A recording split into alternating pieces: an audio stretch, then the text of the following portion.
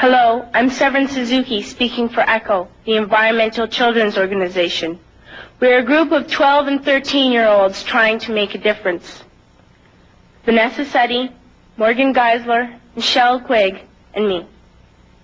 We've raised all the money to come here ourselves, to come 5,000 miles to tell you adults you must change your ways. Coming up here today, I have no hidden agenda. I am fighting for my future. Losing my future is not like losing an election or a few points on the stock market. I am here to speak for all generations to come. I am here to speak on behalf of the starving children around the world whose cries go unheard. I am here to speak for the countless animals dying across this planet because they have nowhere left to go. I am afraid to go out in the sun now because of the holes in our ozone. I am afraid to breathe the air because I don't know what chemicals are in it. I used to go fishing in Vancouver, my home, with my dad, until just a few years ago we found the fish full of cancers. And now we hear of animals and plants going extinct, every day vanishing forever. In my life, I have dreamt of seeing the great herds of wild animals, jungles and rainforests full of birds and butterflies. But now I wonder if they will even exist for my children to see. Did you have to worry of these things when you were my age? All this is happening before our eyes, and yet we act as if we have all the time we want and all the solutions. I'm only a child, and I don't have all the solutions. But I want you to realize, neither do you. You don't know how to fix the holes in our ozone layer. You don't know how to bring the salmon back up in a dead stream. You don't know how to bring back an animal now extinct. And you can't bring back the forest that once grew where there is now a desert.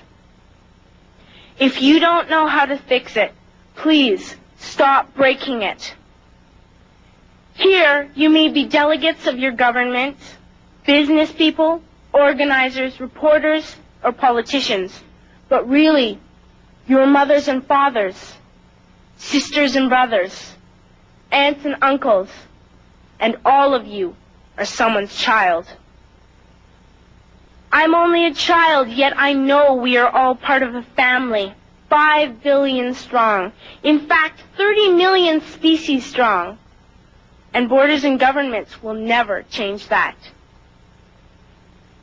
I'm only a child, yet I know we are all in this together and should act as one single world towards one single goal.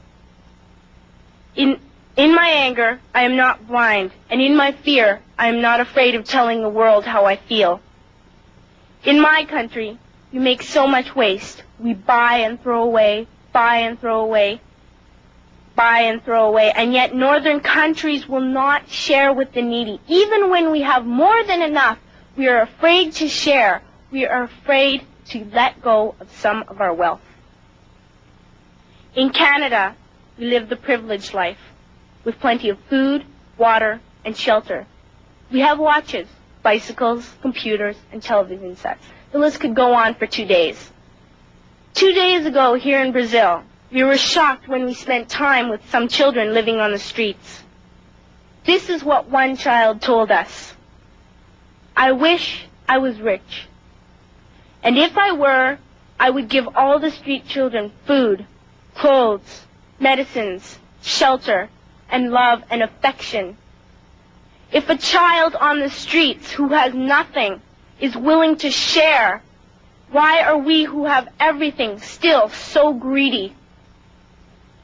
I can't stop thinking that these are children my own age, that it makes a tremendous difference where you are born.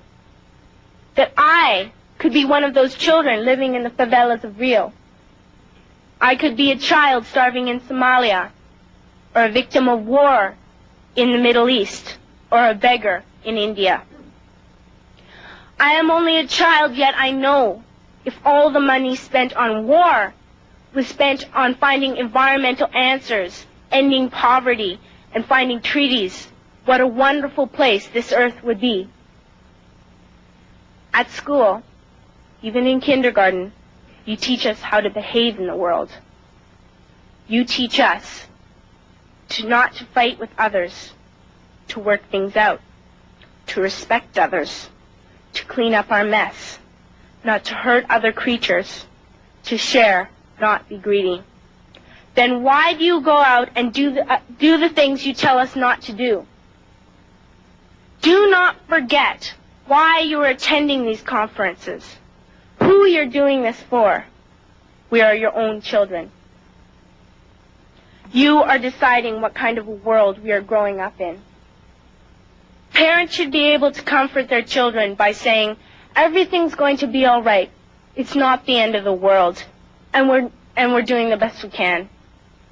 But I don't think you can say that to us anymore. Are we even on your list of priorities? My dad always says, you are what you do, not what you say. Well, what you do makes me cry at night. You grown-ups say you love us, but I challenge you, please, make your actions reflect your words. Thank you.